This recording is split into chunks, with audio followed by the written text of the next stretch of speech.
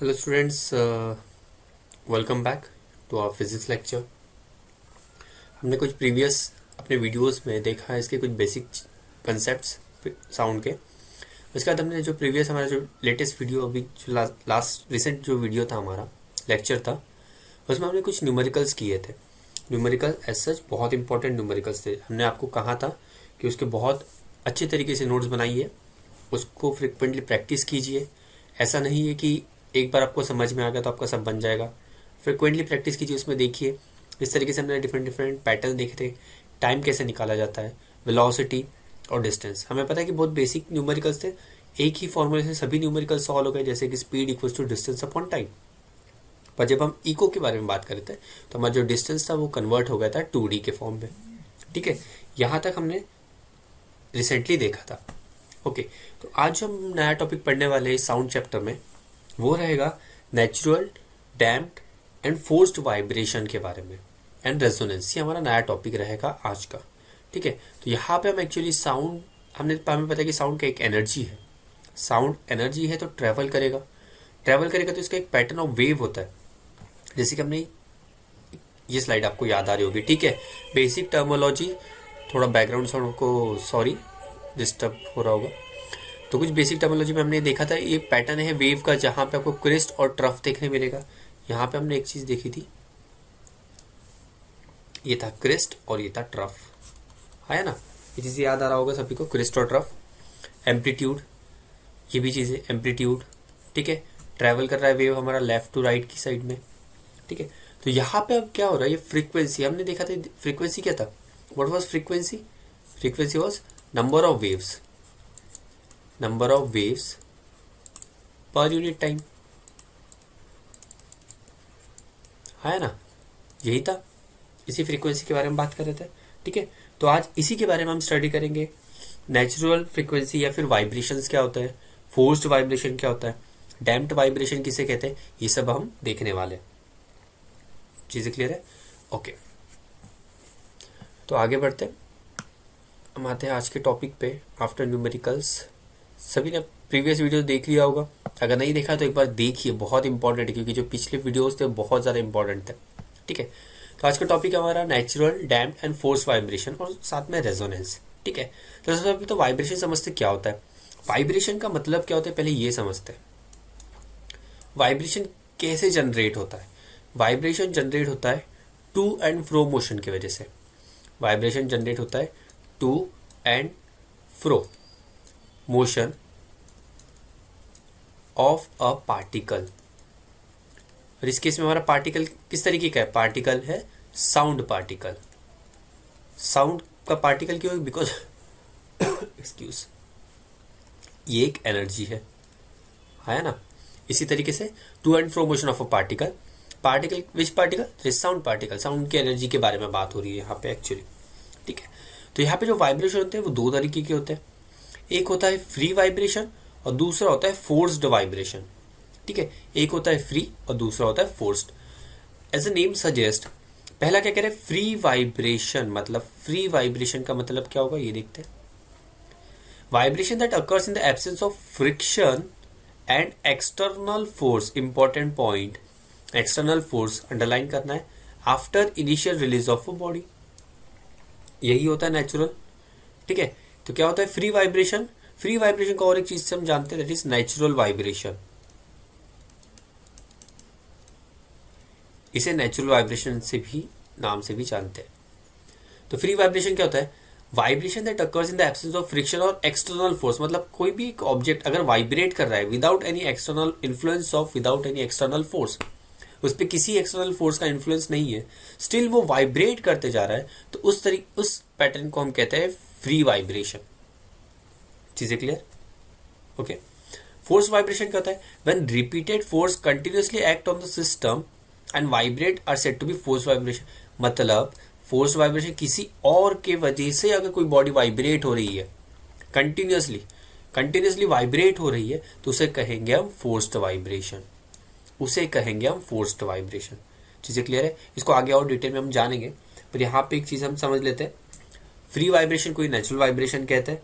ठीक है, ये चीज हमें ध्यान रखना है, फ्री वाइब्रेशन ही नेचुरल वाइब्रेशन होता है। तो नेचुरल वाइब्रेशन मतलब the periodic vibration of a body in the absence of any external force. External force के एब्सेंस में अगर कुछ चीज़ वाइब्रेट करते जा रही है तो उसी को हम कहते हैं नेचुरल या फिर फ्री वाइब्रेशन। ये चीज़ें क्लियर है ना? ठीक है,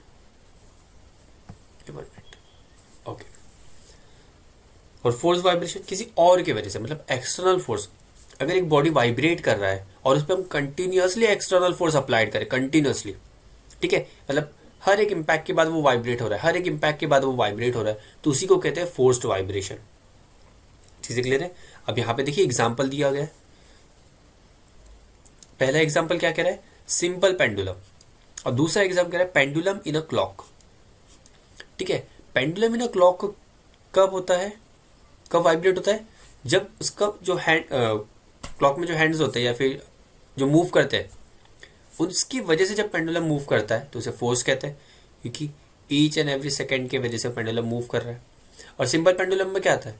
पेंडुलम अपना टू एंड फ्रो मोशन कर रहा है without any external force, without any external force. इसे कहते हैं सिंपल पेंडुलम और फोर्स पेंडुलम। ठीक है, कुछ एग्जाम्पल्स देखते हैं। जैसे कि पहला एग्जाम्पल ऑफ नेचुरल या फिर फ्री वाइब्रेशन के बारे में हम कर रहे हैं। जैसे सिंपल पेंडुलम, जैसे अभी हमने देखा है रिसेंटली। ठीक है, तो क्या होगा? सिंपल पेंडुलम, ये फर्स्ट एग्जाम्पल है। तो आप देख सकते हो यहाँ पे बॉब लगा हुआ है, this is Bob, this is long thread and this is rigid support. So this is the pattern of a simple pendulum. अब हम इस सिंपल पेंडुलम को क्या करें? किसी एक डायरेक्शन में एक्सटेंड करें, किसी एक डायरेक्शन में एक्सटेंड करें। Let us consider at point B के तरफ इसे हम स्ट्रेच कर रहे हैं, बी की तरफ इसे स्विंग करने के लिए हमने स्ट्रेच कर दिया, तो यहाँ पे आगे हमने इस पोजीशन पे ला दी इसे, बी पोजीशन पे, इस पोजीशन पे। अब जैसे हमने इसे छोड़ दिया, मतलब हमने जो एक्सटर्नल फोर्स था, एक्सटर्नल फोर्स अप्लाई किया by pulling that bob on the extreme position, that is B position, and we lift that bob. तो क्या होगा? This will make to and fro motion continuously, to and fro motion continuously करते जाएगा। हमने कहा कि एक ही बार उस पेंडुलम के बॉब को एक्सटेंड किया एक्सट्रीम पोजीशन तक और छोड़ दिया, तो अब ये टू एंड फ्रो कंटिन्यूअसली कर रहा है। अब हम कोई एक्सटर्नल फोर्स पे अप्लाई नहीं कर रहे, फिर भी ये to and fro motion continuously कर रहा है। मतलब क्या कर रहा है? वाइब्रेट कर रहा है ना, वाइब्रेट कर रहा है, एक वेव टाइप ऑफ जनरेट कर रहा है, वाइब्रेट हो रहा है। इसलिए जो सिंपल पेंडुलम होता है, this is an example of natural और फ्री वाइब्रेशन आप कह सकते हो। ठीक है, सेकेंड एग्जाम्पल पे आते हैं, load suspended from a spring. आपने सभी इस एक्सपेरिमेंट को किया होगा बचपन में, हम सब खेलते स्प्रिंग के साथ। तो यहाँ पे हमने क्या किया? ये स्प्रिंग है, अब स्प्रिंग पे हमने लोड लगा दिया, इस पर्टिकुलर पैटर्न में लोड लगा दिया। आप देख सकते हो यहाँ पे लोड लगा हुआ है। अब एक्सक्यूज, अब इस लोड को हमने क्या किया? एक्सटेंड किया इन डाउनवर्ड डायरेक्शन, पुल किया और छोड़ दिया। तो अब क्या होगा? ये spring to and fro motion करेगा in up and down pattern, up and down, up and down pattern में।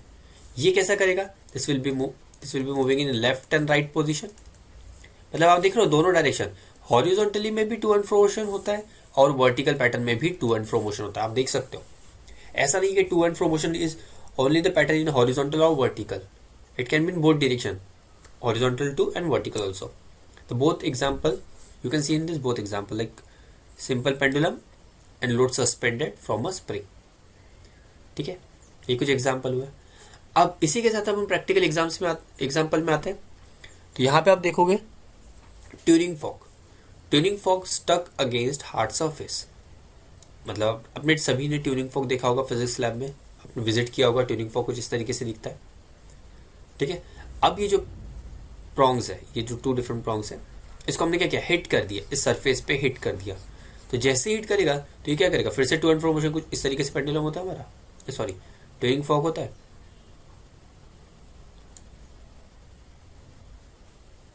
कुछ इस तरीके से ट्यूनिंग फॉक दिखता है।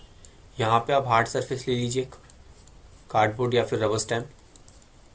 ठीक है, इस पे आप हिट कर दीजिए तो ये क्या करेगा? टू एंड फ्रो मोशन करना शुरू कर देगा ट्यूनिंग फॉक, है ना। तो ये भी एक एग्जाम्पल है सिंपल पेंडुलम का। सर सिंपल पेंडुलम कैसे? सिंपल पेंडुलम कहते हैं नेचुरल फ्रीक्वेंसी या फिर नेचुरल वाइब्रेशन। बिकॉज हमने क्या किया? एक ही बार स्ट्रक किया, एक ही बार इसे स्ट्रक किया और ये कंटिन्यूस, एक बार स्ट्रक करने के बाद भी कंटिन्यूस वाइब्रेट होना शुरू कर, वाइब्रेट हो रहा है। मतलब ये एग्जाम्पल है नेचुरल वाइब्रेशन का। चीजें क्लियर? हाँ या ना। अब आते हैं फोर्थ एग्जांपल पे, air column of a fluid या फिर ऑर्गन पाइप फ्लूइड आपने देखा होगा, air column of a fluid और ऑर्गन पाइप कुछ इस तरीके से दिखता है फ्लूइड। ठीक है, यहां से आप क्या करोगे, एयर ब्लो करोगे। अब एयर क्या करेगा, एयर इस फ्लूइड में ट्रेवल करेगा। एयर जब इस फ्लूइड में ट्रेवल करेगा तो यहाँ पे देखिए ये वाइब्रेटिंग पार्टिकल दिखाई दे रहा है आपको, दिस इज वाइब्रेटिंग पार्टिकल। इसमें जो एयर है आपने सॉरी इसमें जो स्पेस है, यहाँ पे जैसे ही आपने एयर ब्लो किया आपने इसे एनर्जी प्रोवाइड कर दी, और एनर्जी प्रोवाइड करने की वजह से ये जो पार्टिकल्स होते हैं यहाँ पे ये वाइब्रेट करना शुरू कर देता है। क्या करते हैं, वाइब्रेट करना शुरू कर देते हैं। मतलब यहाँ पे भी आपको वाइब्रेशन देखने मिलेगा, that is natural. String of a sitar, violin etcetera, that is guitar and all musical instrument जो आप प्ले करते हो। ठीक है, तो ये कुछ एग्जाम्पल है नेचुरल फ्रीक्वेंसी, नेचुरल वाइब्रेशन के, या फिर हम कह सकते हैं फ्री वाइब्रेशन। ये चीज़ें क्लियर है यहाँ तक, बहुत बेसिक थ्योरेटिकल पार्ट है। चलो नेक्स्ट स्लाइड पे आते हैं। सो द फ्रीक्वेंसी, जो हम कह रहे हैं फ्रीक्वेंसी, फ्रीक्वेंसी क्या होता है, नंबर ऑफ वेव्स पर सेकंड। फ्रीक्वेंसी क्या होता है, नंबर ऑफ वेव्स पर सेकंड होता है, याद रखना है हमें। What is frequency, number of waves generated पर सेकंड, या फिर पर यूनिट टाइम कह सकते हैं, पर यूनिट टाइम के बारे में बात करते हैं। ठीक है, ये होती है फ्रीक्वेंसी। तो यहाँ पे क्या करें, frequency of a vibration in a stretch string, हम स्ट्रिंग का एग्जांपल ले रहे हैं, depends on first the length of the string, second the radius of the string and third the tension. अभी किस तरीके से रिलेशन बनाता है, यहाँ पे ध्यान दीजिए, इंपॉर्टेंट पॉइंट है। ठीक है, जो लेंथ है, फ्रीक्वेंसी किस तरीके से बनाता है, फ्रीक्वेंसी, पहले पॉइंट को समझते हैं, frequency is inversely proportional to the length.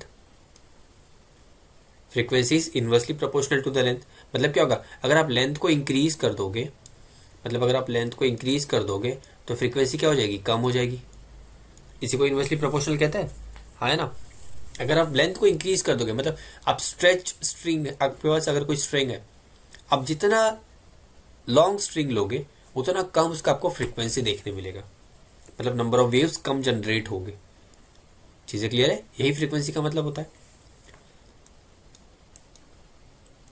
Second समझते हैं, सेकंड क्या कह रहा है, रेडियस।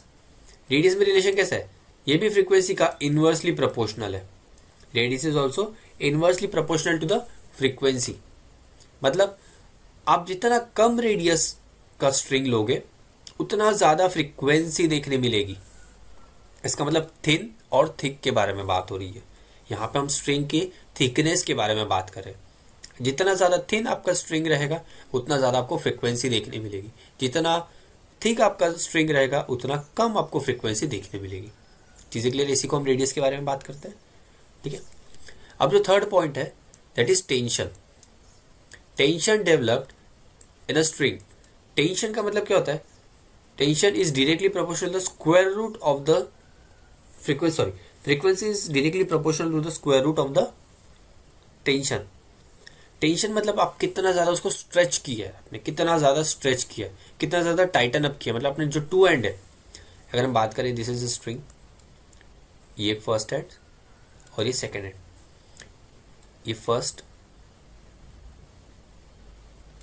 और ये दो एग्जाम्पल है। आप यहाँ पे देख सकते हो, this is your first example, this is your second example.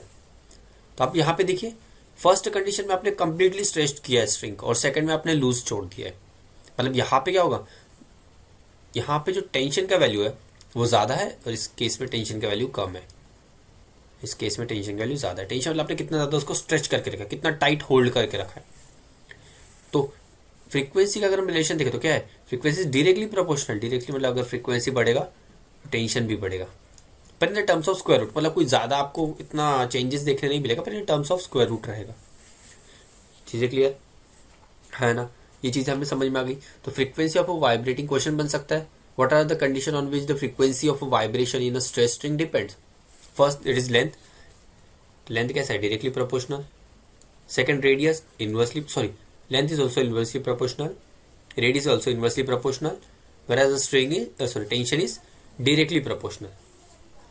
Okay clear है। अब हम कह रहे हैं कि अगर डिपेंड करता है तो how can you increase, second question यहाँ पे बन सकता है, यहाँ पे सेकेंड क्वेश्चन बन सकता है, how can you increase the frequency of the note can be increased. Does the frequency of a note can be increased? Yes, it can be increased by decreasing the length, क्योंकि inversely proportional है तो decreasing the length decrease कर दीजिए, frequency increase हो जाएगी. Radius भी inversely तो radius को भी डिक्रीज कर दीजिए, फ्रीक्वेंसी इंक्रीज हो जाएगी. और बाय इंक्रीजिंग द टेंशन, क्योंकि डायरेक्टली प्रोपोर्शनल है, मतलब यहाँ पे डायरेक्ट प्रोपोर्शनल का रिलेशन आ रहा है डायरेक्टली, और इन दोनों में इनडायरेक्ट, या फिर हम इनवर्स कह सकते हैं, हम जिस लैंग्वेज को यूज कर रहे हैं.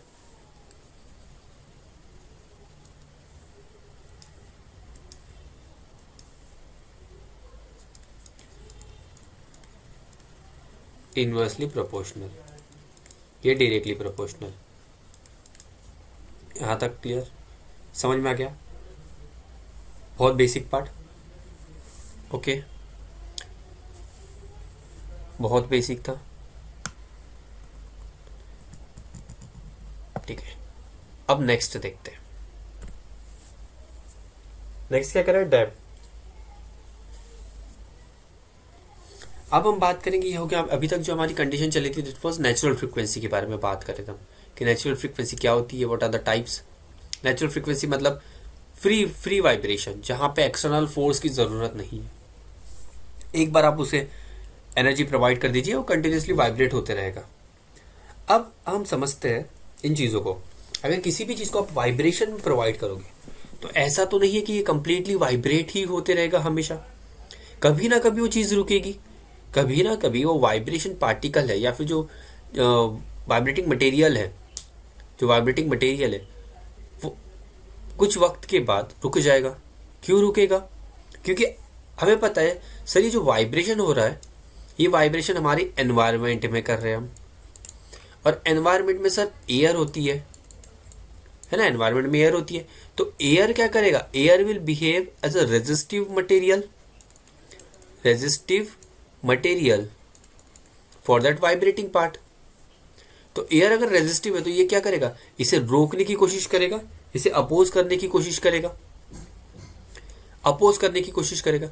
और जैसे ही अपोज करेगा तो क्या होगा, वो धीरे धीरे कम हो जाएगा. इसे ऐसे समझिए, आपने क्या किया, आप साइकिल चला रहे हो, आप पेडलिंग कर रहे हो साइकिल पे, तो साइकिल तब तक मूव कर रहा है. ठीक है, मूव कर रही है. आपने पेडलिंग छोड़ दी तो आपकी साइकिल तुरंत रुकती है क्या? नहीं. आपकी साइकिल कुछ डिस्टेंस ट्रैवल करती है और फिर कुछ देर बाद ऑटोमेटिक रुक जाती है. रीज़न क्या है? रीज़न ये है कि जब आप पैडल कर रहे थे तो आप एक्सटर्नल फोर्स अप्लाई कर रहे थे, जिसकी वजह से बाइसिकल आपका मूव कर रहा था. अब जैसे आपने एक्सटर्नल फोर्स बंद कर दिया, पैडलिंग बंद कर दी, तो जो व्हील है, जो रोड के कांटेक्ट में था, अब व्हील और रोड के बीच में जो फ्रिक्शन है, अब यहाँ पे क्या, फ्रिक्शन फोर्स रोल में आ गया. फ्रिक्शन फोर्स एक अपोजिंग फोर्स होता है, हमेशा हमें पता है, हम पढ़ते हैं. फ्रिक्शन फोर्स क्या है, एक अपोजिंग फोर्स है, ये हमेशा अपोज करता है. फ्रिक्शन फोर्स मतलब फ्रिक्शन फोर्स एक ऐसा फोर्स है जो किसी भी ऑब्जेक्ट को रोकने की कैपेसिटी रखता है. ठीक है, सडन नहीं पर एट सम इंटरवल. मतलब यहाँ पे जो बाइसिकल है वो ऑटोमेटिक रुक रहा है. रीजन, यहाँ पे जो फ्रिक्शन जनरेट हो रहा है between road and your bicycle tyre, तो ये फ्रिक्शन फोर्स क्या कर रहा है, इसे रोकने की कोशिश कर रहा है. इसे रोकने की कोशिश कर रहा है. तो सेम कंसेप्ट हमारे साउंड में भी अप्लाई होता है, जिसे हम कहते हैं डैम्प्ड वाइब्रेशन. डैम्प्ड का मतलब होता है धीरे धीरे इसका वाइब्रेशन कम होते जाएगा. जैसे जैसे आप टाइम बढ़ेगा वैसे वैसे वाइब्रेशन इसका कम होगा. द पीरियोडिक वाइब्रेशन मतलब जो वाइब्रेशन जनरेट हो रहा है of a body, decreasing amplitude. अब एम्पलीट्यूड क्या होगा, डिक्रीज होगा. देखेंगे इसको डायग्रामेटिकली, समझेंगे क्या हो रहा है. ठीक है, decreasing amplitude in presence of a resistive force. हमने कहा था रेजिस्टेंस की कैपेसिटी होती है किसी भी ऑब्जेक्ट को रोकने की. Is called as damped vibration. मतलब पीरियोडिक वाइब्रेशन जो हो रही है उसका धीरे धीरे क्या होगा, एम्पलीट्यूड डिक्रीज होते जाएगा. किसके प्रेजेंस में, रेजिस्टिव फोर्स के प्रेजेंस में. हमारी केस में रेजिस्टिव फोर्स क्या है, एयर. क्योंकि हम वैक्यूम में एक्सपेरिमेंट तो कर नहीं रहे, हमारा जो कंसेप्ट है हम एयर में एक्सपेरिमेंट करेंगे. हम वैक्यूम तो जनरेट नहीं कर सकते ना, एयर में करेंगे। और एयर पार्टिकल कैसे बिहेव करेगा? Air particle will behave as a resistive matter. ठीक है, तो डैम्पिंग क्या होता है? अ प्रोसेस वेयर बाय, इसे समझते हैं, a process whereby energy is taken from the vibrating system. क्योंकि जब अगर हम कह रहे हैं कि धीरे धीरे इसका एनर्जी कम होता है, एनर्जी क्या करें हम? एनर्जी उस पर्टिकुलर वाइब्रेटिंग मटेरियल से हमारी एनवायरमेंट में ट्रांसफर हो रहा है। Is being absorbed by the surrounding, मतलब सराउंडिंग क्या कर रहा है? उस वाइब्रेटिंग मटेरियल जो है, वाइब्रेटिंग सिस्टम है जो वाइब्रेट कर रहा है, उसमें से जो एनर्जी रिलीज हो रही है, सराउंडिंग उसे धीरे धीरे एब्जॉर्ब करते जा रहा है। और जैसे एब्जॉर्ब करेगा वो वाइब्रेटिंग मटेरियल का एनर्जी एक लेवल आएगा जब एनर्जी जीरो हो जाएगी और वो फिर से स्टेबल हो जाएगा।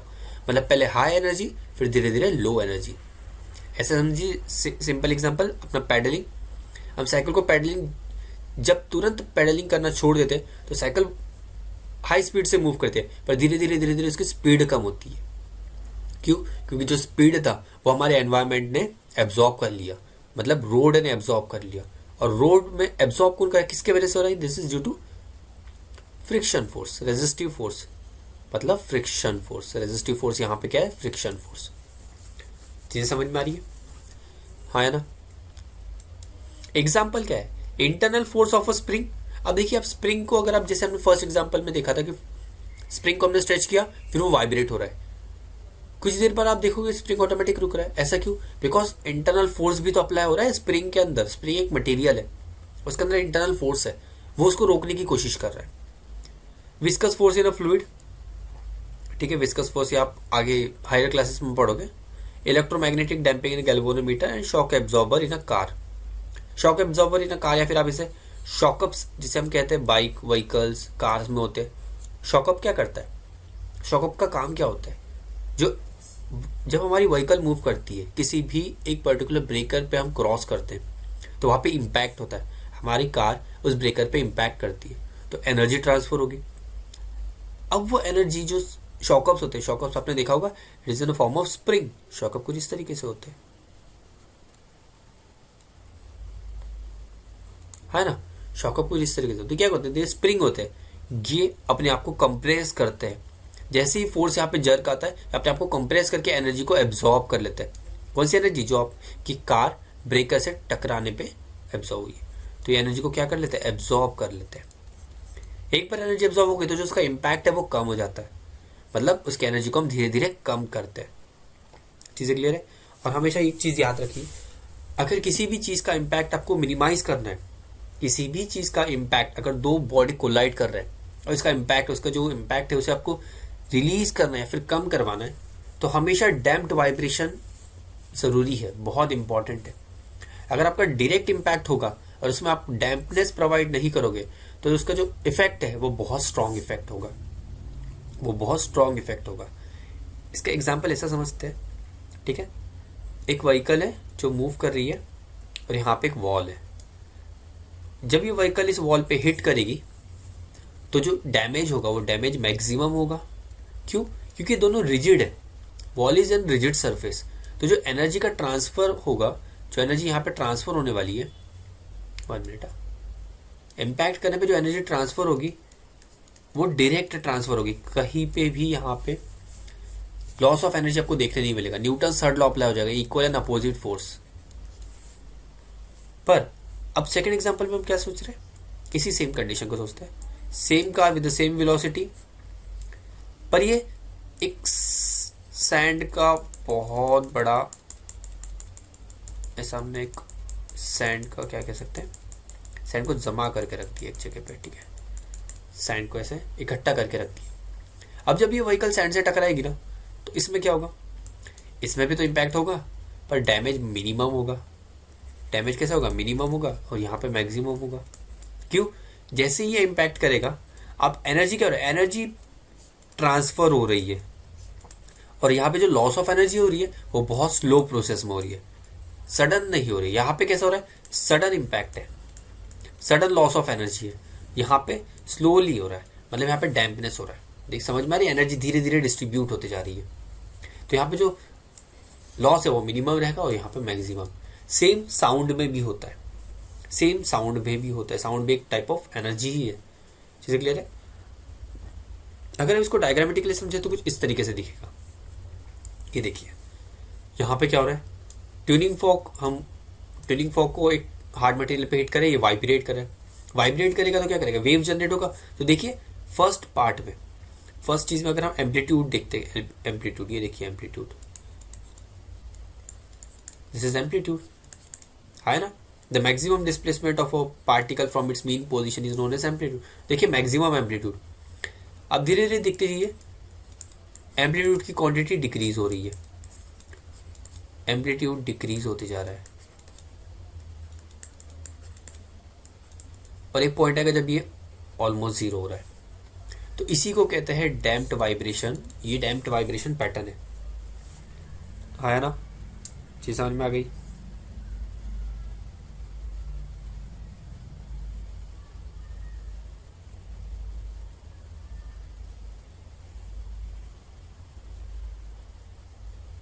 समझ में आ गया सभी को, दिख रहा है पैटर्न, पैटर्न दिखाई दे रहा है। ये है आपका damped vibration.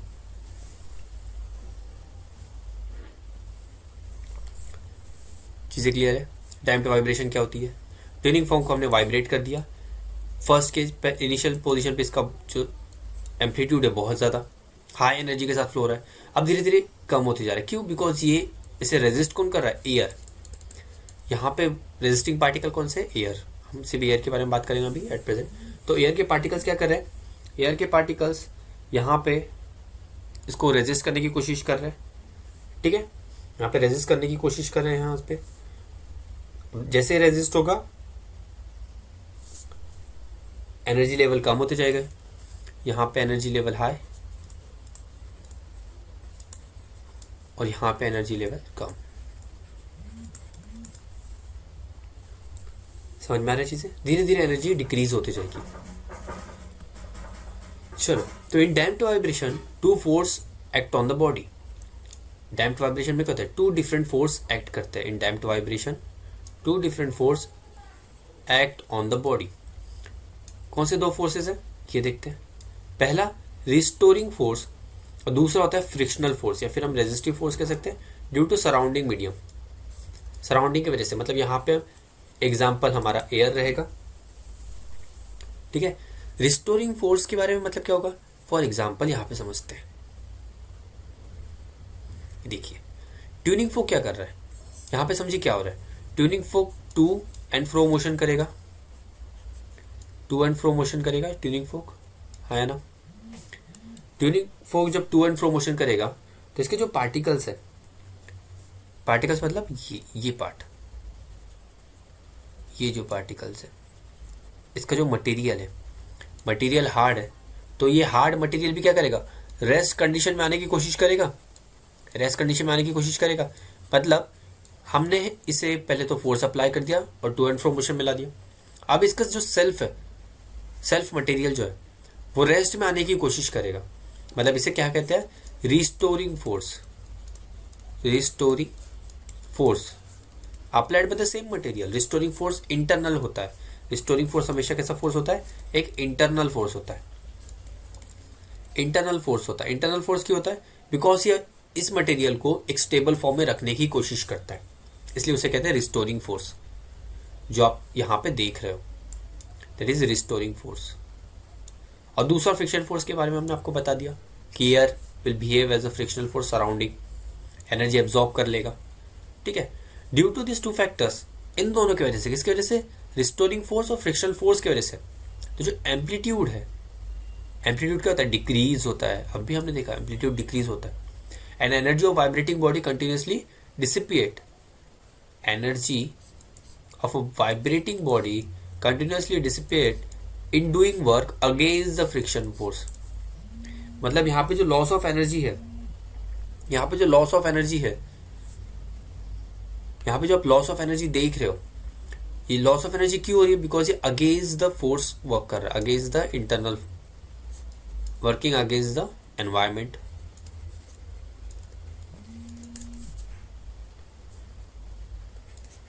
Against the environment. चीजें क्लियर, समझ में आ रहा है? ओके, तो आप यहाँ पे देख सकते हो डैम्प्ड, डैम्प्ड और undamped oscillation. Damped force, undamped मतलब क्या होगा इसे, अनडैम्प्ड को हम क्या कह सकते हैं, नेचुरल या फिर फ्री। अनडैम्प्ड को हम नेचुरल भी कह सकते हैं, एक डैम्प्ड है और एक अनडैम्प्ड है, नेचुरल। तो आप यहाँ पे डिफरेंशिएट देख रहे हो। Oscillation whose amplitude decreases gradually with the time are called damped vibration, or oscillation whose amplitude remains constant with the time are called as undamped oscillation. Such type of oscillation does not continue for a longer time and finally it cease. Cease मतलब stop. Cease मतलब stop हो जाता है ना, stop हो जाएगा। देखिए यहाँ पे damped है, damped vibration में क्या हो रहा है, stop हो रहा है, ये इस कंडीशन में stopped हो जा रहा है। थर्ड पॉइंट पे आते हैं, the frequency of oscillation remains unchanged because it depends on the circuit parameter. Damped oscillation will die out eventually, we know that. Example of a damped oscillator is a swinging of pendulum in which the vibration slows down and stops over time. Swinging of pendulum and यहाँ पे undamped. चीजें clear है, यहाँ तक clear? Okay, तो ये था आज का हमारा सेक्शन। इसके बाद हम पढ़ते हैं, इसके बाद हम जो नेक्स्ट क्लास रहेगा उसमें हम पढ़ेंगे फोर्स्ड वाइब्रेशन के बारे में, रेजोनेंस के बारे में क्या होती है, ये सारी चीज़ें, ठीक है। और रेजोनेंस में एक क्वेश्चन रहेगा जो बहुत इंटरेस्टिंग होता है। इस पार्ट में आज के जो लेक्चर का जो सबसे इंपॉर्टेंट था वो था डैम्प्ड वाइब्रेशन पार्ट, ठीक है। Damped vibration part was the most important. यहाँ पे हमेशा एक क्वेश्चन बनता है, तो ध्यान रखिए, यहाँ पे क्वेश्चन बनता है, 2 to 3 मार्क का क्वेश्चन जनरेट होता है इस पार्ट पे। ये इसको हम मिटा दें, ठीक है। आप इसे लिख लीजिएगा पूरा, तो इसे मिटा देते हैं, ठीक है। ये जो डायग्राम है ये आपको मैक्सिमम टाइम आपको क्वेश्चन पेपर में देखने मिलेगा, मैक्सिमम टाइम आपको क्वेश्चन पेपर में देखने मिलेगा। और ये पूछा जाएगा कि किस तरीके का वाइब्रेशन है, आपको पूछा जाएगा किस तरीके का वाइब्रेशन है। तो आप यहाँ पे लिखोगे डैम्प्ड वाइब्रेशन, क्वेश्चन सीधा होता है which type of vibration, characteristic बताइए। डैम्प्ड वाइब्रेशन है, डैम्प्ड वाइब्रेशन में क्या होता है, एनर्जी लॉस होती है। एनर्जी लॉस क्यों होती है, due to resistance of surrounding,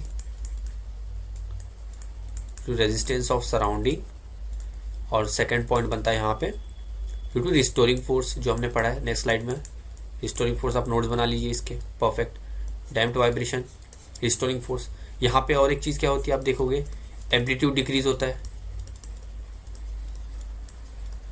amplitude decrease होती है, लॉस ऑफ एनर्जी होता है, एम्पलीट्यूड डिक्रीज होती है। पर एक चीज़ यहाँ पे इंपॉर्टेंट है कि फ्रीक्वेंसी कांस्टेंट रहती है, जो फ्रीक्वेंसी है वो कांस्टेंट होती है। डिफरेंशिएट बिटवीन, जो नेक्स्ट स्लाइड है डिफरेंशिएट बिटवीन का, उसमें आप लोग को देखने मिलेगा।